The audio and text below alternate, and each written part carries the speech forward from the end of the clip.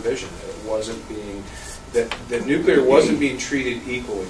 There wasn't equality of treatment with nuclear and other non-emitting forms of generation. Just, Craig, I just want to jump one question on that, just to play devil's advocate on the other side, is if you counted the nuclear plants at 100%, right, with credit, would you actually have to reduce carbon emissions in a lot of states? Because I know that the math we've done in Virginia is that if you counted 100% of our nuclear, we essentially wouldn't have to do anything. Or you create a lower target. Yeah. Right. Okay. I mean, EPA could shift the numbers the way, but the bottom line is because only 5.8% of nuclear is getting credit, the states that have nuclear aren't really getting full credit for how low carbon they are. Yeah. That's really the issue. And if anything, they're being incentivized, I think, based on what you're saying, to actually look at fossil options because of the way the math works. Right.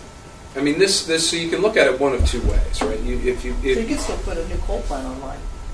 Hypothetically.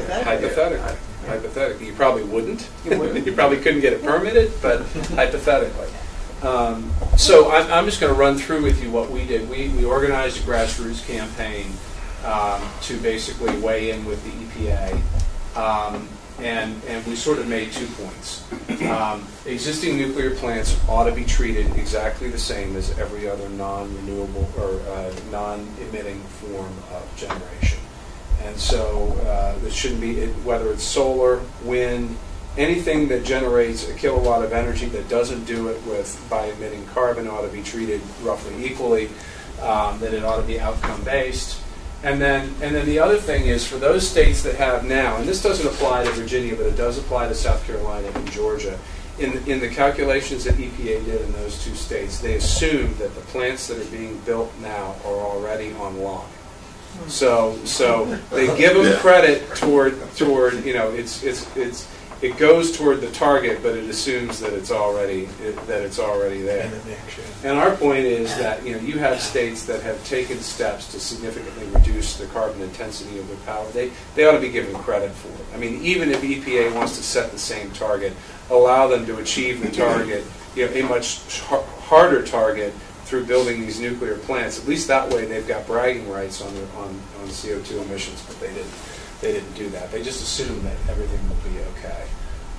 So that is something. Now I put one other slide in here.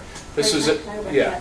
So was there any discussion with ANS as to whether or not there should be a third ask that says and then lower the emissions target to a more appropriate number for the states that have with 100%? Because it's sort of like it sounds like the ask is count 100%, but the point you just made earlier, which is the other lever they have, is to lower the emissions target. Right.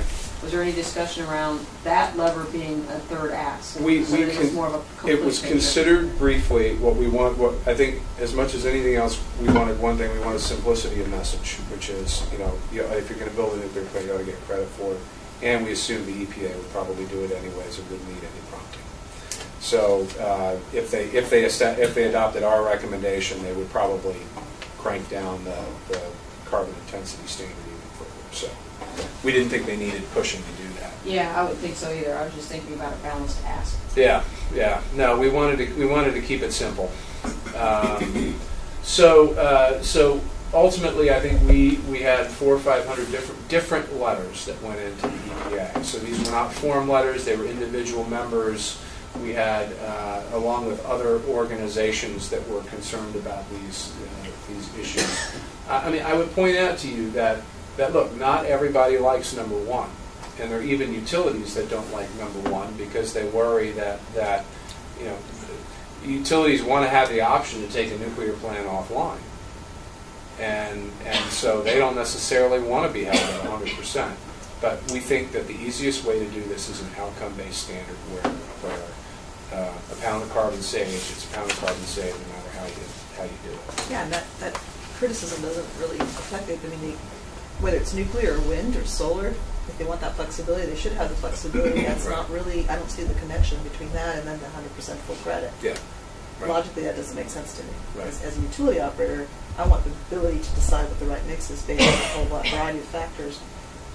And if nuclear becomes exactly the same as solar, so be it, whatever. Mhm. It just depends on what my mix is. What I New nuclear under the plan is treated. So now, if Virginia decided they were going to put an SMR someplace in the state, that would get 100% counted toward the total. It's the existing fleet, and it's keeping the existing fleet in operation, which actually is probably the lowest hanging fruit in terms of real, carbon avoidance of carbon emissions. That's really what was disincentivized. Right. They assumed that it's just going to kind of continue.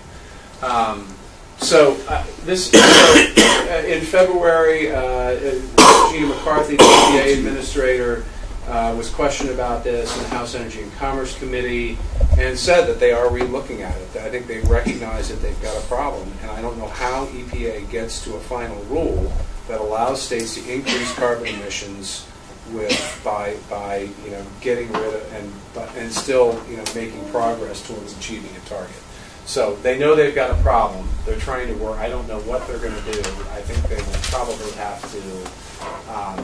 They're going to have to move higher than 5.8% to do anything meaningful. The other point I make. So everybody asks what happens next, right? And this is I think an analog to this. Major EPA air rules take 10 years from beginning to end. It takes a decade to promulgate the rule, the draft rule, the final rule. It gets sent through the courts. It goes up the judicial chain, and so even though the final rule will come out this year, and states to a certain extent have a responsibility to begin to plan for how to address those standards. This is still this is a long way. When the final rule comes out this summer, it doesn't mean okay, here we go, this is it, it's final. So there's a lot, and I can't speak specifically. There are a lot of different opinions about how this will go in the courts. Whereas EPA's authority to regulate CO2, have they gone beyond their authority by creating the system that they have? And I can't really speak to that. It's a reality check that we're still a long way. We're still a long way away. The other area that impacts nuclear is state renewable energy standards. You have roughly, I think, 28 states that have some kind of renewable portfolio standard. This is not. Most of these standards are not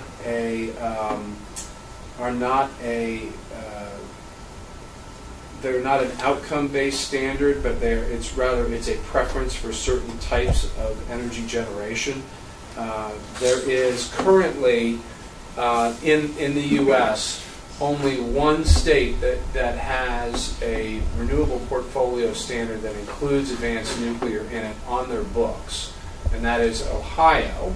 But some number of months ago, that standard was suspended by the governor. So right now, currently on the states, as I'm aware, there are no states that have a clean portfolio standard. That is probably going to change, however, because Illinois is working on a low carbon portfolio standard. So if you go back again to the plants that were at risk before Byron, Quad Cities, a lot of these plants exist in Illinois because that's really where the market friction has been for nuclear. And the state legislatures are currently, both the House and the Senate, are considering a portfolio standard where essentially they will get, they call it low carbon, but it's essentially emission-free carbon credits for 70% of the energy that's used on the distribution system in Illinois. So this is an effort to basically restructure the way that the state purchases energy to not only focus on lowest price and not only focus on a small sort of band of renewables like solar and wind that kind of have an upward, there's a ceiling here, right, in terms of how much you can put in the grid before you get grid instability. And so this is a way of valuing nuclear as clean so that it's more competitive it's more competitive in the state's energy sector. There are a couple of interesting things here that it does. It sunsets either on 2021 or on the adoption of a state program to comply with 111D, which is the Clean Power Plan. And it creates a price cap for residential customers. So it actually takes it acknowledges that over time nuclear is actually cost effective because it's reliable. And they were able to cap residential price increases to 2.01% over 2009. So I think this is, Colleen, I don't know if you've heard the latest, but my sense is this has got some legs under it. Labor unions, industry, there's a lot of people behind this, and this is probably going to be a model for other states in the way that they move away from sort of the old style RPS to something that is technology neutral, that helps begin steer the state towards compliance with a low carbon standard. All right. So, but in the meantime, right now, the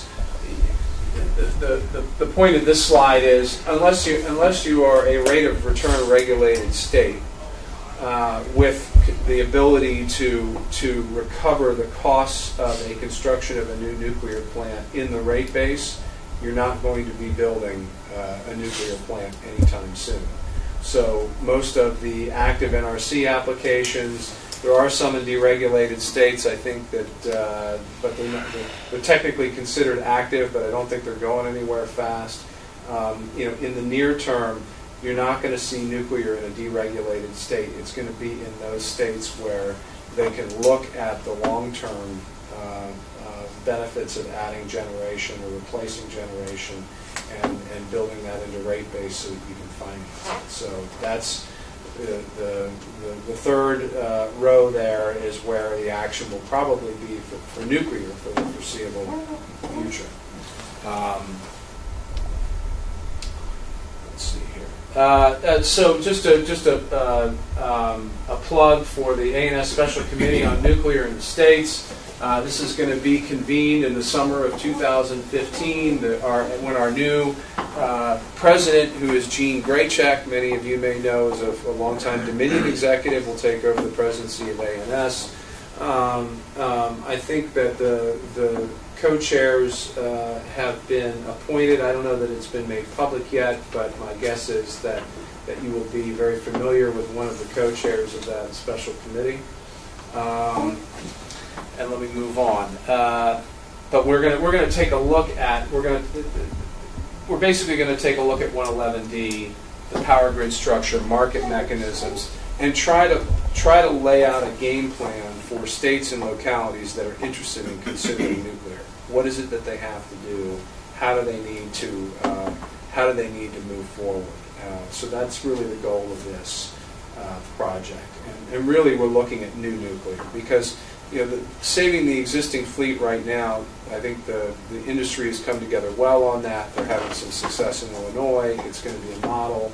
But now the next challenge is really making sure that new nuclear, we preserve new nuclear and promote new nuclear as an option as states and regions consider their energy future. All right, so this is, I'm sort of switching gears here. This is really about nuclear fuel cycle policy.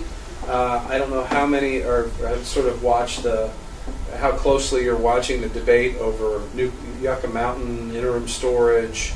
This is as we get back to federal here. Here's another thing and another issue, probably the second issue after CO2 that needs to be addressed in some form in the next few years for nuclear to continue. As many of you probably know, Yucca Mountain's been on the books for over 30 years. It's probably the most studied piece of real estate on the earth. The Nuclear Regulatory Commission staff have studied the Department of Energy's license application and determined that the project would be safe for 1 million years. There's still some contentions that have to be worked out. The challenge has been the funding. And the current minority leader of the Senate, former majority leader Harry Reid, has been very successful in preventing preventing funding to be appropriated for the Nuclear Regulatory Commission to finish licensing activities, but that's, I think, changing a bit. You have strong